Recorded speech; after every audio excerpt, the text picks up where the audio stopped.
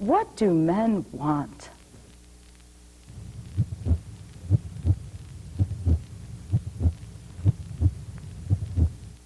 Manifests itself in relationships, and you feel it in relationships, and they can be very powerful spiritually. And if that's what you need, that's what you should go for.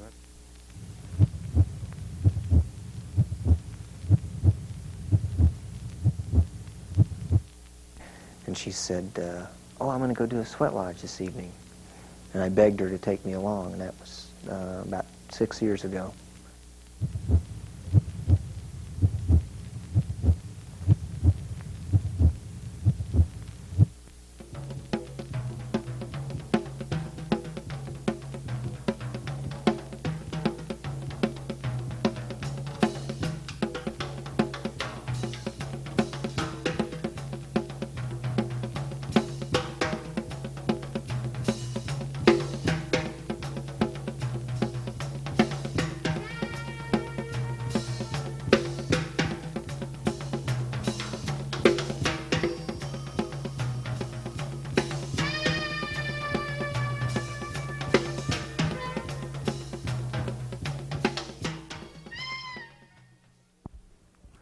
Welcome to Speaking of Men. This is public access television for Albuquerque, New Mexico.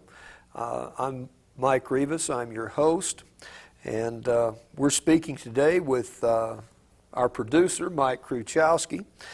He's joining me in a discussion on the recent coverage of the men's movement in the latest issue of Esquire magazine, which I'm sure will be coming up on the screen for you to get a look at. And we'd like to welcome you today. The media has, in the last 18 months, begun to give the men's quote-unquote movement a little bit more attention than it's received before that. And it goes everywhere from some valid criticisms to wild hysteria. So, Mike, would you like to say a few things in opening about Esquire and in opening?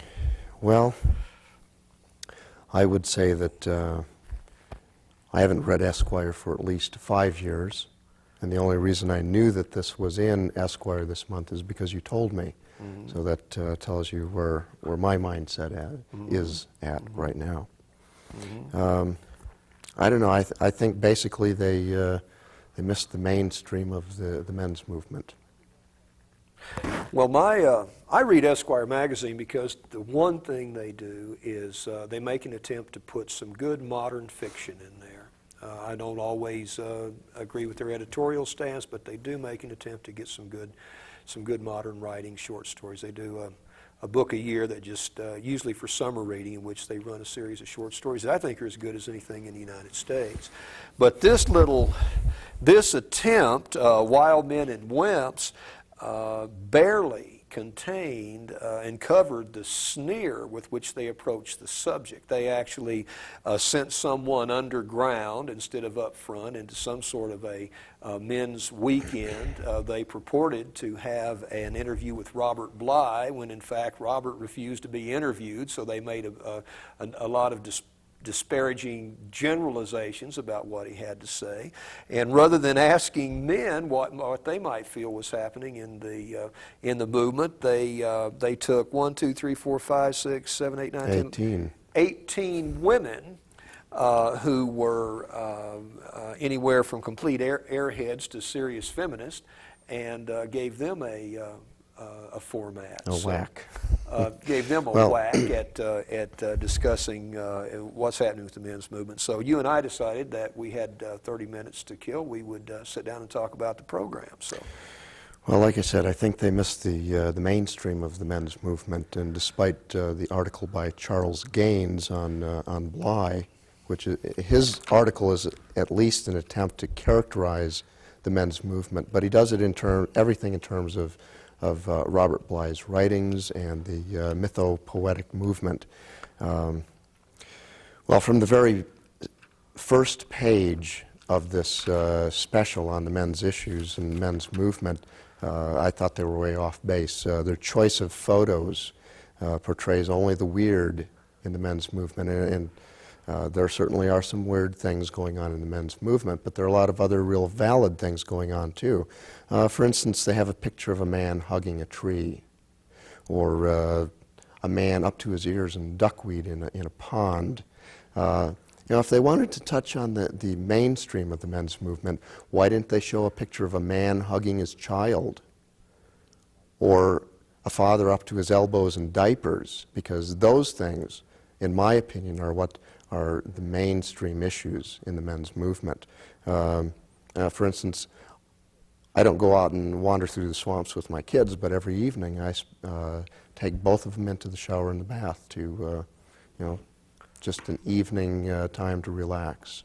But you didn't see any of that in this particular spread. Esquire bills itself as the, what do they call it, man at his best. At least they didn't put it in terms of man at its best, which was kind of the tack that some of the women took in their approaches to masculinity. I went through this entire spread, the entire magazine. There are roughly 200 pages. 125 are advertising. So we're talking about roughly 38% of the magazine is substantial issues and coverage. You didn't take out the photos either. 62%. Well, I didn't take out the photos either. I counted that as part of the substantive material. 62% of the magazine is hype, so it's no wonder that the editors chose the particular writers that they did. Well, I don't think there's anything wrong with people selling advertising, and I don't think there's anything wrong. That's what creates a medium like this, is free enterprise. One of the problems that I had with it is that this fellow Doug Stanton went to apparently a weekend somewhere up in the Northeast, Wisconsin, Minnesota, someplace, and spent 3 days underground with a bunch of men, and then couldn't understand why he missed the experience entirely. Mm-hmm. One of his things that I wanted to point out was he starts out talking about 24 hours earlier, these two men, a dentist and an accountant, were total strangers. The question nobody seems to be asking is, aren't they still? Which, what they're doing, the guy is only a dentist. The guy is only an accountant after all, as if that's all men are. What they do is all they are, Are you a baker, candlestick maker, what have you. Men are struggling in America to begin to carry a spirituality that has been missing. We've been in our heads for a long time. Let's take a short break. We'll be right back with you. We'll be right back. Thanks. For 8 months, I had my hands and feet tied. On Christmas Eve, the door to my cell opened and the guard tossed in a crumpled piece of paper. It said simply, "Constantino, do not be discouraged. We know you are alive." It was signed Monica and had the Amnesty International candle on it. Those words saved my life and my sanity. 8 months later, I was set free. Join us. Vince, come on, we're late. This headbagging is more fun than going through a windshield.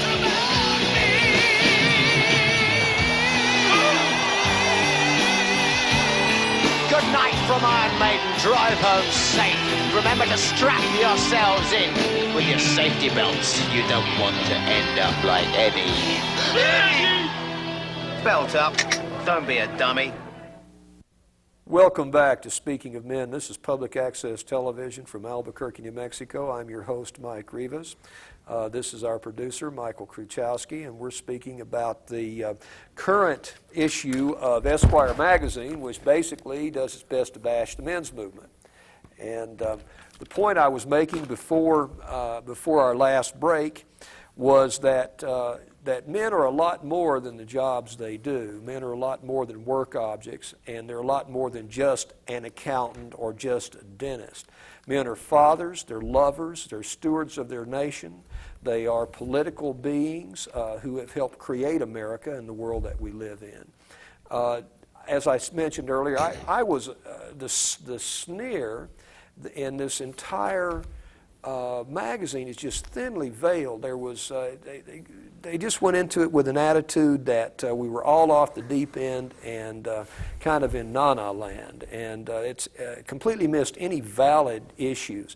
Most of the men that we've interviewed on this men's television program have been fairly conservative and fairly committed to community, actively involved in real issues, things like fathers' rights and divorce, lifestyles, male-female relationships, fathering, writing, healthy lifestyle development, dealing with addiction.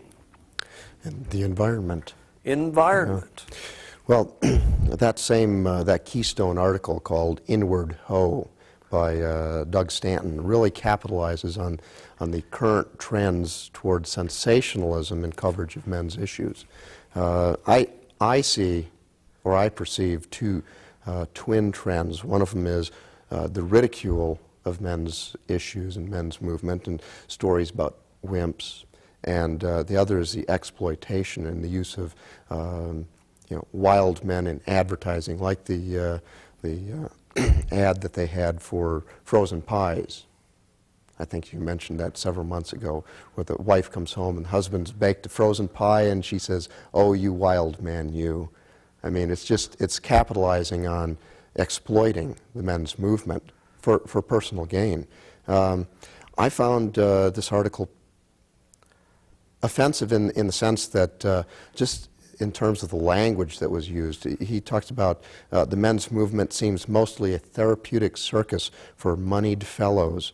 He talks about the Austin Men's Center as being a clubhouse for wounded males. He talked about checking into the New Warrior weekend early to check in before all the finger paints were gone. He talks about greater weirdness to come and goons and Three Stooges skits and Barney Rubble's living room, and chewing cheap cigars, and farting and burping like a choir of barn animals. Now the language sets up the whole article. Unfortunately, there are some grains of truth in the article, but they're all buried in this gibberish, this real negative language. For instance, I think that the identification of the men's movement primarily with white, educated American men identifies a real deficiency in the men's movement, that we need to reach out to make contact and find common ground with the guys out there who maybe aren't as well educated or don't have as much money or aren't as literally inclined towards literature or poetry, and reach out to the issues where we do have common ground, like our families, communication with our partners, our spouses, our children, commitment to the environment, and things like that. I think that those are real valid issues that he simply glossed over. He never recognized them. One of the other grains of truth is this whole idea of money. He talks about $500 to go to the New Warrior weekend, enough money to feed a family of 4 for a month. Well, I sort of practice what he's alluding to. I tend to spend my money on things that I see value in, and I think I might spend my money to go see my dad, as he says. If you want to hug your father, spend $550 on a plane ticket and go home and hug him. Don't go spend the time with some other guy. Yeah, that, the other thing is that there is this whole attitude. Now, I've been a commissioned salesman my entire life, and I put a premium on education and knowledge, but I'm not overtly affluent, but I make my own way in the world. So I think I can say, and I would like to say, that if you are middle class in America right now, if you are making a living and surviving, maintaining a family and keeping a roof over your head and holding a marriage together and keeping a job and a steady income in the face of the recession we've gone through, I mean, he makes it sound like this is all given and that they're the people that gave it somehow. You know, success in America, America is about success. America is about hard work. It's about the family. It's about free enterprise. And if you're successful, you can spend your money any way you want to. You can go, you can spend your $500 on a wild man weekend, or you can spend it on a new set of tires. You can buy you some new clothes. This whole sneer at white middle-class Americans, you know, as if they are basically numb, it just overwhelms me. And I don't even I only partially fall into that. It's just that this whole idea of it kind of makes me a little bit rabid. You got any other notes there that you'd like to expound on, Michael? I think this article, Inward Ho, does have some relevant points, but they're pretty much buried in, and I think the publishers did a disfavor to their readers because this article really lacks credibility because the author wallows in the same silliness that he accuses his subjects of wallowing in. And he knows weirdness sells, so he went for the gusto and he exploited the men's movement, as so many others have. So, or else they're a bunch of soft males, who are afraid to deal with their own issues and stand up front and talk about the wounds that men are receiving and the disintegration that men are feeling spiritually and emotionally in America. And this way they can look at it, denigrate it, and completely push it out of their own consciousness instead of beginning to look at the issues involved that affect their lives. And God forbid that they should make any feminist angry with them whatsoever, or that they should stand on their own two little feet and stand up and face the world and take the experience for what it is. Well, I think they provided very little of value in this particular article. I'd like to talk about the 18 comments by the Well, the let's women. go on and talk about them. I think that sadly the best characterization of the men's movement was provided by a few of the 18 women that were invited to comment. There are 43 pages devoted to this special topic, and of those 43 pages, only 10 of them 10 of them were devoted to the women's comments, which is more than either of the two keystone articles. Inward Ho and Robert Bly Wild Thing. Man Magazine recently ran a similar spread asking comments from men around the nation, and I think that Esquire could have done the same thing to provide some ideas of what's going on in the men's movement without the filtering that these so-called objective reporters like Gaines and Stanton inflicted upon the stories. My favorite. Before we go into this, let me say, we've made attempts to have feminists on the program, and haven't made attempts. We've had feminists on the program, and the feminists that we've had have seemed more clear about understanding what the men's issue is about, and have seemed more human in their approach and more willing to deal with issues and to approach what men are trying to deal with honesty than anything that this man's magazine has done, or for most of the people that reflected viewpoints about it.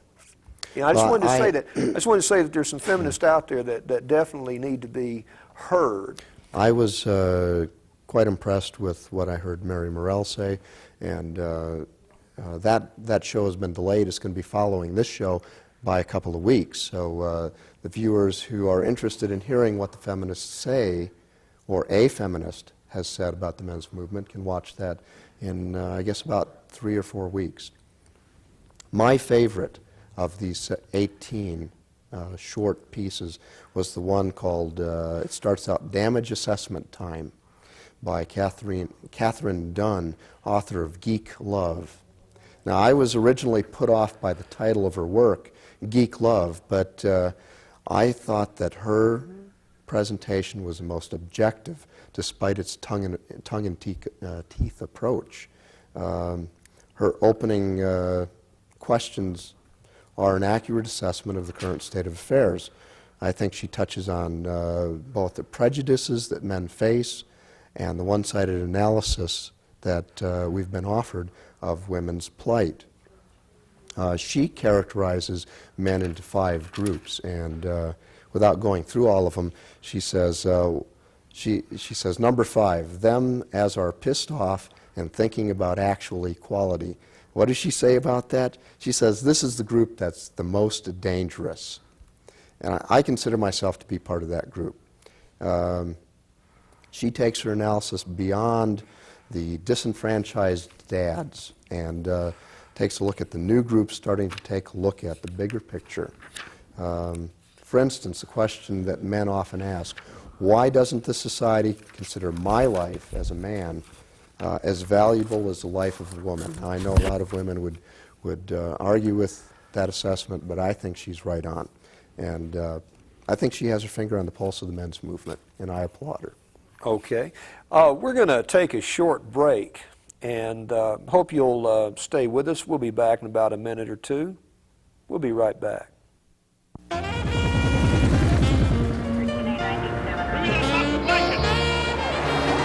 Pete Sampras comes up to serve. Jan Stevenson makes the drive. A.C. Green and Charles Smith pound the boards. Marcus Allen rushes up the middle. Jay Schrader with the touchdown. There are a lot of different parts to play in the American Red Cross. Play your part. She's fragile like a string of pearls. She's nobody's girl. She's nobody's girl. Ooh, she's nobody's girl.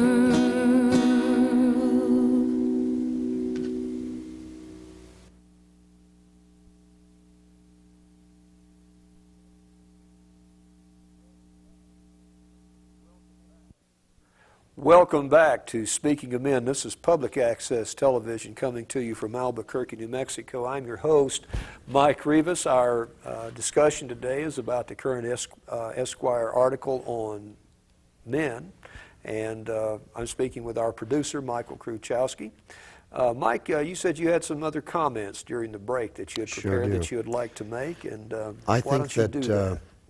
I think that Dunn said more in her half page than Gaines and Stanton did in all 12 pages that they wrote about Bly and the New Warrior Weekend. Well, I think that it's something that you ought to clip out and put up on your refrigerator. Well, I think that we should point out that Bly did not grant an interview for the... That's true. They led you to believe that Bly was in the book.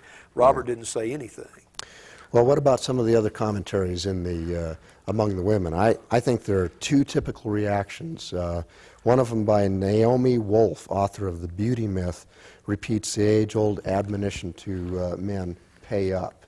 Now, it's a figurative use of the language, but it's not coincidental. I believe that it reflects basic underlying beliefs of many women that the victims should be taken care of, that men should pay with their money, their health, their lives, and give up their power as well. So the so-called power that we have.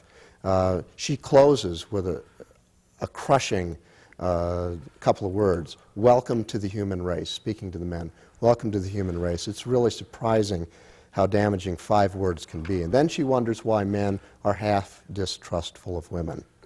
Well, I think that she has a lot of growing up to do before she's able to recognize her contribution to the problems that she points out.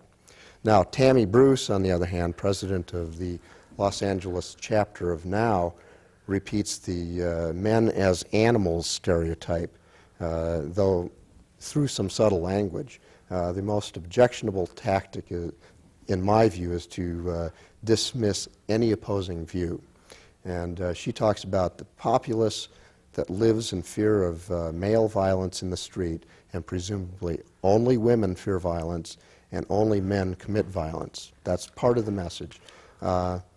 She says, this characterizes it as an unbridled masculinity, and she says, and who would argue this point really? There's a message there. What kind of message is it? Basically, don't question me, and it really diminishes the men's legitimate concerns by trying to cut off all discourse on the matter. Now, let's reverse it for a moment. Let's say that if I was to say men obviously belong in powers of social and political power because they're more capable. And who could argue with this point, really? How do you think people would react to that? I think it sounds ugly. I think it sounds domineering, like a mother's admonition, don't talk back to me and don't you dare question me.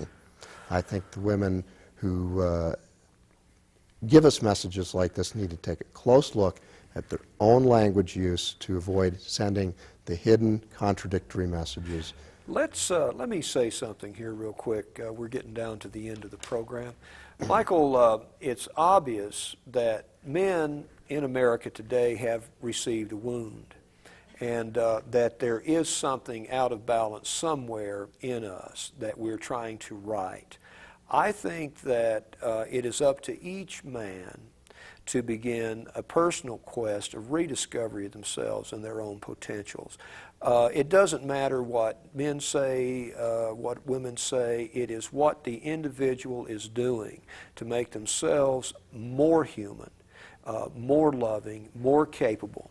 It is the willingness to accept a stewardship of this world that we live in, a responsibility for the life we live, and to begin to not be afraid that there isn't enough to go around, to believe that what each of us is enough, and that all of us together amount to a solution of the problems that this country is facing, both men and women.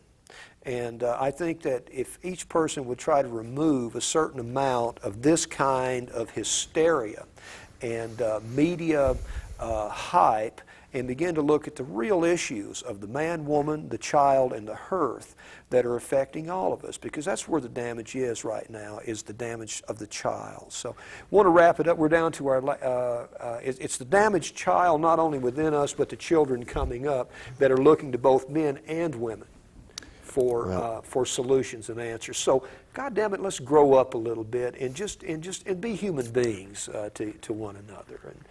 And we're down. You want to wrap it up? We got about. I sure do. I think unless you're an avid chronicler of writings about men and the men's movement, that if you want to read this, go to the library. Do not contribute to the financial gain of Esquire magazine. Well, I say buy it because they support great fiction. I don't read fiction. They do. I think you ought to go to the library and read it. You know. So, and also, if you've got comments, write to the producer or the public. Well, we'd like to thank you all for being here today.